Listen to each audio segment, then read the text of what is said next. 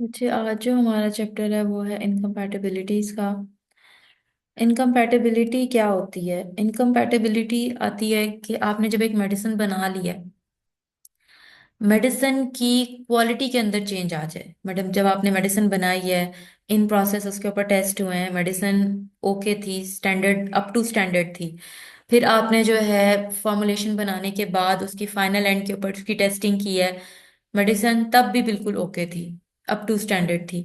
लेकिन जब आपने मेडिसिन को कमर्शलाइज कर दिया है, मेडिसिन जो है आपकी मार्केट में चली गई है, 2 ईयर का उसका शेल्फ लाइफ है, 2 ईयर्स के लिए उसने मार्केट के अंदर रहना है। 2 ईयर्स के अंदर वो स्टैंडर्ड तक जो है अप टू स्टैंडर्ड रहेगी।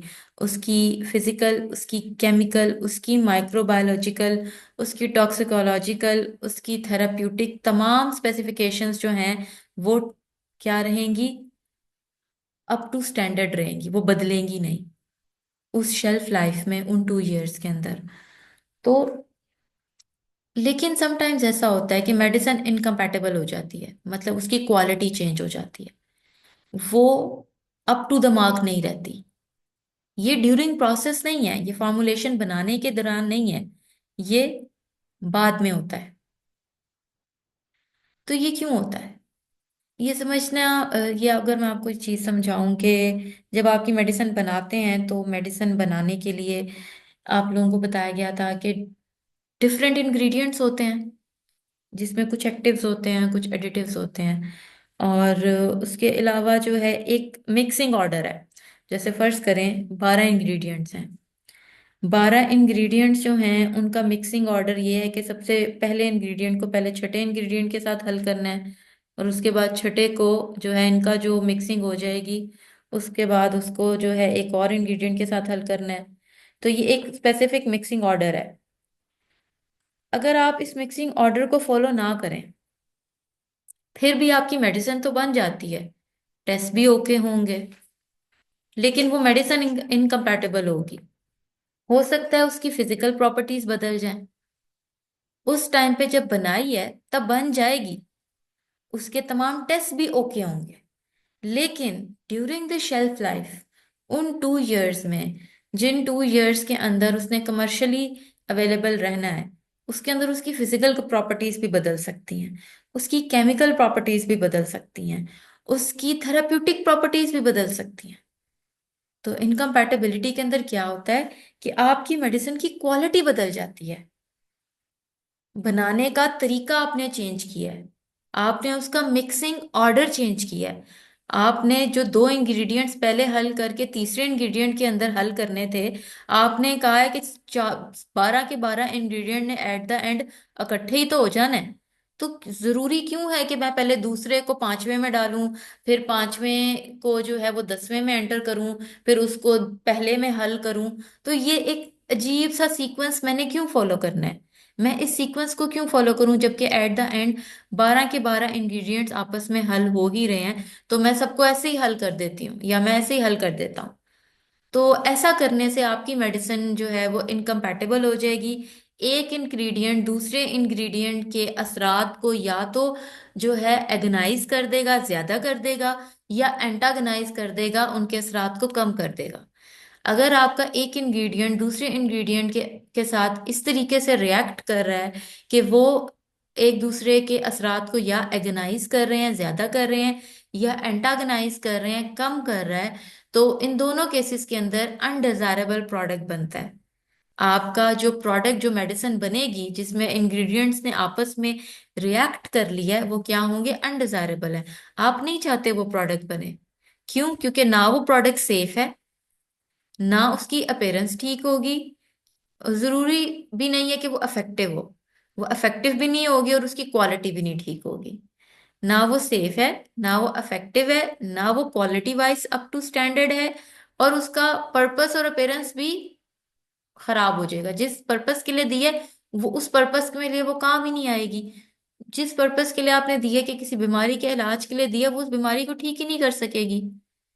तो इनकम्पैटिबिलिटी का ये मतलब है। अब इनकम्पैटिबिलिटी दो तरह की होती है, या तो फार्मास्यूटिकल इनकम्पैटिबिलिटी होगी, या थेराप्यूटिक इनकम्पैटिबिलिटी होगी। फार्मास्यूटिकल इनकम्पैटिबिलिटी जो है, या तो उसके अंदर कोई फिजिकल चेंज आ जाएगा मेडिसिन के अंदर, या केमिकल चेंज आ जाएगा। अगर हम फार्मास्यूटिकल इनकम्पैटिबिलिटी की बात करें और फिजिकल इनकम्पैटिबिलिटी में जाएं, तो फिजिकल इनकम्पैटिबिलिटी और केमिकल इनकम्पैटिबिलिटी दोनों के केस के अंदर जो है आपकी अपीयरेंस चेंज हो जाती है। क्या हो जाती है? अपीयरेंस चेंज हो जाएगी।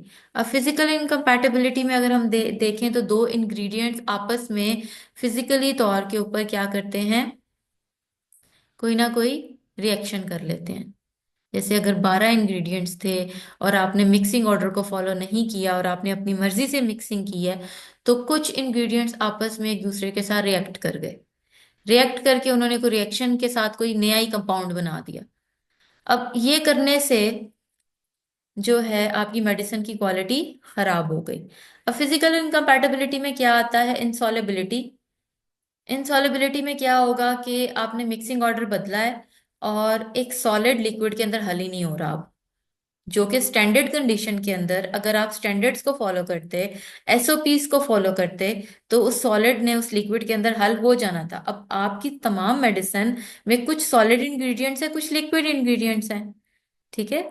तो अब वो सॉलिड इंग्रेडिएंट अगर लिक्विड के अंदर हल नहीं हो रहा, तो वो क्या है? इनसॉलेबिलिटी। मतलब आपका सोल्यूशन ही नहीं बनेगा, इनकम्प्लीट सोल्यूशन। Then immiscibility. आपने मिक्सिंग ऑर्डर ऐसा रखा है कि जो सॉल्वेंट्स थे, एक था ऑयली और एक था एक्वस। अगर आप मिक्सिंग ऑर्डर ठीक रखते तो दोनों आपस में हल हो जाते। आपने मिक्सिंग ऑर्डर नहीं ठीक रखा, आपने मिक्सिंग ऑर्डर जब गलत कर दिया है, तो ये दोनों लिक्विड आपस में सेपरेट हो जाएंगे। ये दोनों लिक्विड आपस में सेपरेट हो जाएंगे, मतलब इमिसिबल है, हल ही नहीं होंगे। आपकी मेडिसिन खराब हो जाएगी। आपका जो लिक्विड है वो वो एक्वस लेयर और ऑयली लेयर आपस में सेपरेट हो जाएगी। तो आपकी मेडिसिन की क्वालिटी क्या हो गई? खराब।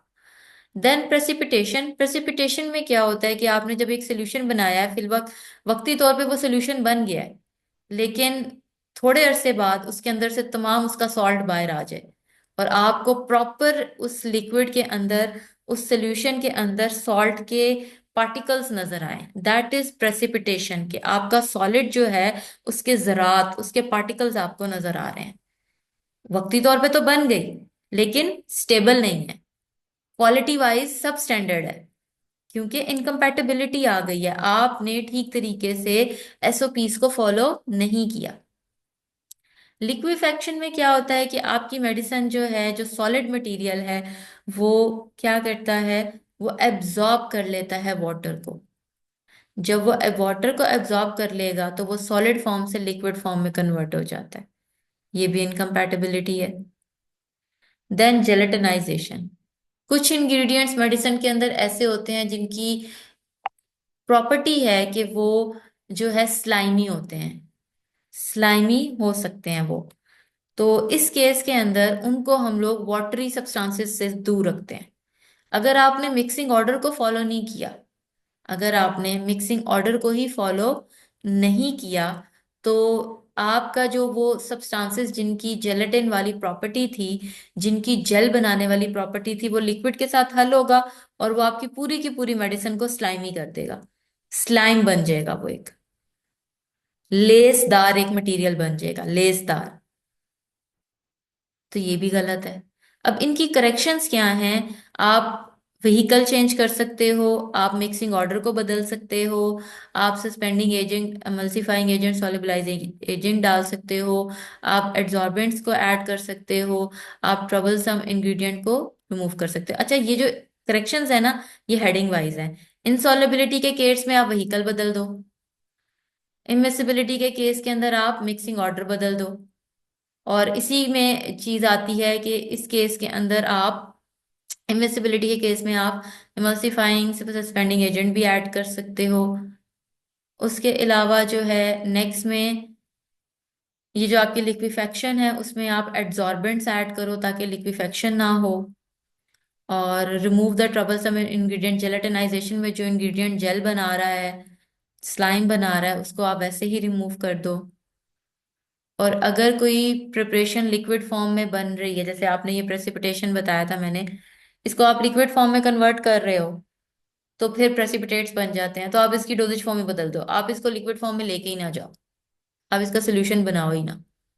तो ये जो तमाम सोल्यूशंस है नीचे, वो हेडिंग वाइज तरतीब वाइज ही हैं। फिर हमारे पास बच्चों आता है केमिकल इनकम्पैटिबिलिटी। केमिकल इनकम्पैटिबिलिटी के अंदर जो आपकी मेडिसिन के फॉर्मुलेशन के इंग्रेडिएंट्स थे, उन्होंने क्या किया है, उन्होंने केमिकल रिएक्शन कर लिया आपस में। केमिकल रिएक्शन करके उन्होंने जो आपका ड्रग मॉलिक्यूल था, जो जिसकी कोई थेराप्यूटिक एक्टिविटी थी, वो ड्रग मॉलिक्यूल टूट गया है।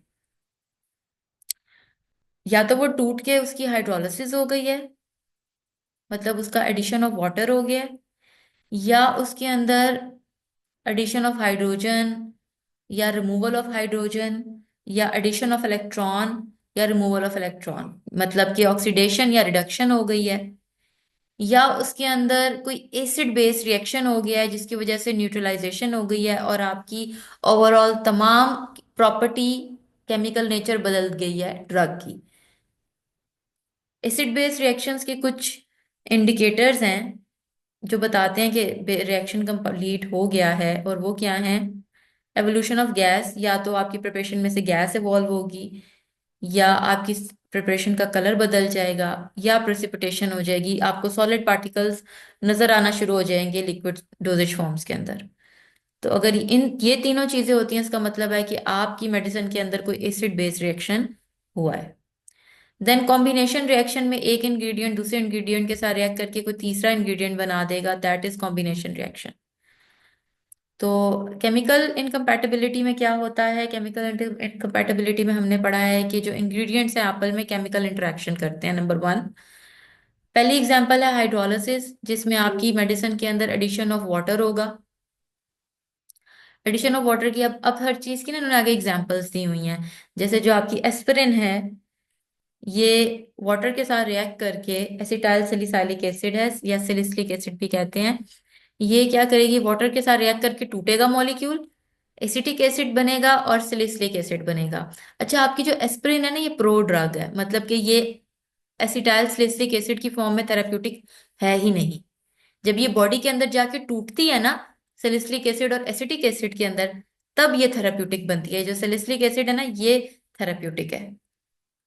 यार ये हम लोग डिटेल में किसी और चैप्टर में भी पढ़ेंगे इंशाल्लाह। Oxidation reduction, addition of hydrogen और एडिशन ऑफ हाइड्रोजन और रिमूवल ऑफ हाइड्रोजन भी कह सकते हैं। Addition of oxygen, removal of oxygen, addition of electron, removal of electron. ये इधर आप लोगों को बताने वाला नहीं है कि किसमें ऑक्सीडेशन है किसमें रिएक्शन है, बस इस इधर ये बताने वाली चीज है कि ऑक्सीडेशन रिएक्शन और रिडक्शन रिएक्शन हो सकता है।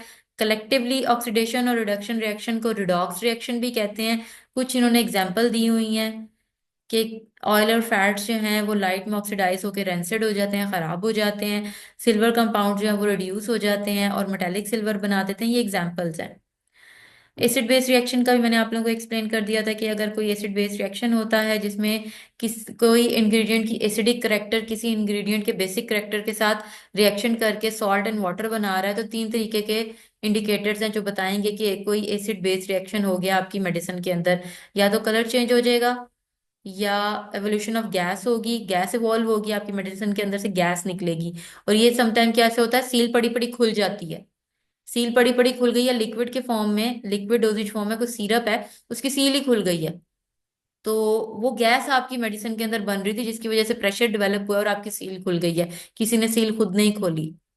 ठीक है, इस केस में। और प्रेसिपिटेशन, आपके लिक्विड डोजेज फॉर्म में पार्टिकल्स नजर आना शुरू हो जाएंगे, प्रेसिपिटेशन हो गई है, इसका मतलब है कि कोई ना कोई रिएक्शन हुआ है। और कॉम्बिनेशन रिएक्शन में reaction of ion of one compound react with ions of other compound, जैसे यहाँ पे सिल्वर नाइट्रेट और सोडियम क्लोराइड का बताया हुआ है कि सिल्वर नाइट्रेट जो है इसमें सिल्वर क्लोराइड सोडियम क्लोराइड के क्लोराइड के साथ रिएक्शन कर जाएगा, और नाइट्रेट जो है वो सोडियम के साथ रिएक्शन कर जाएगा, तो ये एक नया कंपाउंड बन जाएगा। तो ये भी केमिकल इनकम्पैटिबिलिटी है।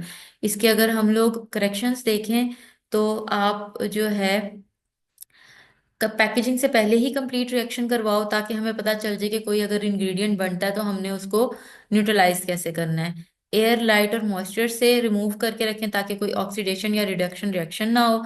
डेसिकेंट डालें ताकि आपके कोई हाइड्रोलिसिस ना हो। एंटीऑक्सीडेंट, बफरिंग एजेंट और चिलेटिंग एजेंट आप हम ऐड ऑन करते हैं ताकि ये स्टेबिलिटी के लिए हैं, ताकि आपकी मेडिसिन स्टेबल रहे। लास्ट में हमारे पास आती है थेराप्यूटिक इनकम्पैटिबिलिटी। थेराप्यूटिक इनकम्पैटिबिलिटी जो है, when the effect produced by one or more drug is different in nature and intensity from intended by the prescriber। कह रहे हैं कि आपके प्रिस्क्राइबर ने दवाई दी आपको और उसका मकसद था कि आपका सर दर्द ठीक हो जाए, लेकिन आपका सर दर्द नहीं ठीक हो रहा। आप दवाई तो खा रहे हो, उसके अंदर कोई फार्मास्यूटिकल मसला नहीं है, फिर आपको असर क्यों नहीं हो रहा? क्या ऐसा मसला है? वो मसला ये हो सकता है कि आपने या तो फिर ज्यादा डोज ले लिया या कम डोज ले लिया है, मींस इम्प्रॉपर डोज लिया है। ओवरडोज के अंदर क्या आ जाता है कि आपने सिंगल डोज ही एक से ज्यादा दफा ले लिया है। आपने, अगर डॉक्टर ने कहा है कि एक टाइम पे आपने एक गोली खानी है, तो आप जो है दो टाइम पे एक एक गोली खाना शुरू कर दो, तो आप डेली डोज को डबल कर रहे हो। डॉक्टर ने आपको कहा है कि आपने एक टाइम पे एक गोली खानी है और आपको दिन में दो दफा खानी है, आपने सुबह की छोड़ दी है, आप शाम में कहो कहो कि मैंने सुबह की छोड़ दी तो मैं शाम में दो खा लूं, मतलब एक्सेसिव सिंगल डोज कर लिया आपने। ये भी गलत है, फिर भी आपको असर नहीं होगा। और साइनर्जिस्टिक कॉम्बिनेशन का क्या मतलब होता है? साइनर्जिस्टिक कॉम्बिनेशन का बच्चों मतलब होता है कि आप एक टाइम पे एक से ज्यादा मेडिसिन खा रहे हो। हम लोग अक्सर एक टाइम पे एक से ज्यादा मेडिसिन ही खाते हैं। एक से ज्यादा मेडिसिन जब हम एक टाइम पे लेते हैं तो इसको कहते हैं polypharmacy. In case of polypharmacy, sometime ऐसा हो सकता है कि आपकी एक मेडिसिन आपकी दूसरी मेडिसिन के इफेक्ट को इंक्रीज कर रही है। That is synergistic combination. तो ये भी आपके लिए नुकसानदेह है, आपको असर नहीं होगा दवाई का जिस असर के लिए आपके डॉक्टर ने आपको दवाई दी, आपको कोई और ही असर होगा फिर उसका। देन अंडरडोज। अंडरडोज मीन्स आपने दवाई तो खाई है लेकिन उसका डोज आप या तो कम ले रहे हो, प्रिस्क्रिप्शन रिटर्न एरर। डॉक्टर ने जो है 50 लिखे, आपको 500 लग गया है। ठीक है, उसने 25 लिखे, आपको 50 लग गया है। तो मतलब कि लगा है कि ये लिखा हुआ है, राइटिंग मिस्टेक। तो प्रिस्क्रिप्शन राइटिंग एरर भी हो सकता है जिसकी वजह से आप गलत डोज ले रहे हो या अंडर डोज ले रहे हो। या फिर एंटागनिस्टिक कॉम्बिनेशन, ये साइनर्जिस्टिक कॉम्बिनेशन का ऑपोजिट है। एंटागनिस्टिक कॉम्बिनेशन के अंदर क्या होता है कि एक मेडिसिन दूसरे मेडिसिन के इफेक्ट को एंटागनाइज कर दे, उसके अगेंस्ट काम करे। एक मेडिसिन दूसरे मेडिसिन के इफेक्ट को कम कर दे। साइनर्जिस्टिक में एक मेडिसिन ने दूसरे मेडिसिन के इफेक्ट को ज्यादा कर दिया था। साइनर्जिस्टिक इफेक्ट में एक मेडिसिन ने दूसरे मेडिसिन के इफेक्ट को ज्यादा कर दिया था। और एंटागनिस्टिक में एक मेडिसिन दूसरे मेडिसिन के इफेक्ट को कम कर देती है। नेक इनकरेक्ट ड्रग, सिमिलर नेम की वजह से इनकरेक्ट ड्रग हो जाए। समटाइम जो है हमारे मार्केट में बहुत से ऐसे प्रोडक्ट मौजूद हैं जिसमें ए और ई का डिफरेंस है, और एक जो है वो बीपी की दवाई है और एक जो है वो दिमाग की दवाई है। बट डिफरेंस क्या है? कोई स्पेलिंग का सिर्फ एक डिफरेंस है। अब जो एक कॉमन मैन है वो उस स्पेलिंग को नहीं कॉम्प्रहेंड कर सकता। तो इनकरेक्ट ड्रग की वजह से भी आपकी जो है थेराप्यूटिक इनकम्पैटिबिलिटी आ सकती है। रॉन्ग डोजेज फॉर्म, डॉक्टर ने आपको जो है कोई एक्सटर्नल प्रिपरेशन दी है और आप इंटरनल यूज कर रहे हो, या डॉक्टर ने आपको इंटरनल प्रिपरेशन दी है आप एक्सटर्नल यूज कर रहे हो। तो रॉन्ग डोजेज फॉर्म मतलब आपने फिजिकल फॉर्म ऑफ ड्रग ही गलत इस्तेमाल की है। Then contraindicated drug, contraindicated drug वो ड्रग होते हैं बच्चों जो कि एक साथ नहीं दे सकते। कुछ कंडीशंस में वो पेशेंट यूज ही नहीं कर सकते। अगर किसी पेशेंट को कोई ऐसा ड्रग दे दिया जाए जो कि आप एक से ज्यादा ऐसे ड्रग्स दे दिए जाएं जो आपस में इकट्ठे दे ही नहीं सकते हैं, दो ऐसे ड्रग्स जो आपस में इकट्ठे दे ही नहीं सकते, या फिर कुछ ऐसे पेशेंट्स होते हैं जिनको कुछ स्पेसिफिक ड्रग्स नहीं दिए जाते। जैसे कुछ मेल्स को कुछ ऐसे स्पेसिफिक ड्रग्स हैं जो नहीं दिए जाते, फीमेल्स को कुछ ऐसे स्पेसिफिक ड्रग्स हैं जो नहीं दिए जाते। जैसे फीमेल को टेस्टोस्टेरोन नहीं दिया जाएगा, मेल को प्रोजेस्टेरॉन नहीं दिया जाएगा। ये चीज हो गई। उसके अलावा जो लैक्टेटिंग मदर्स होती है, दूध पिलाने वाली माएँ होती हैं, वो नहीं कुछ स्पेसिफिक मेडिसिन ले सकती। प्रेग्नेंट जो औरतें होती हैं वो कुछ स्पेसिफिक मेडिसिन नहीं ले सकती। तो वो ऐसी चीजें जो कि कुछ कंडीशंस के अंदर या कुछ मेडिसिन के साथ नहीं ली जाती, वो कंट्रा इंडिकेटेड ड्रग्स होती हैं। तो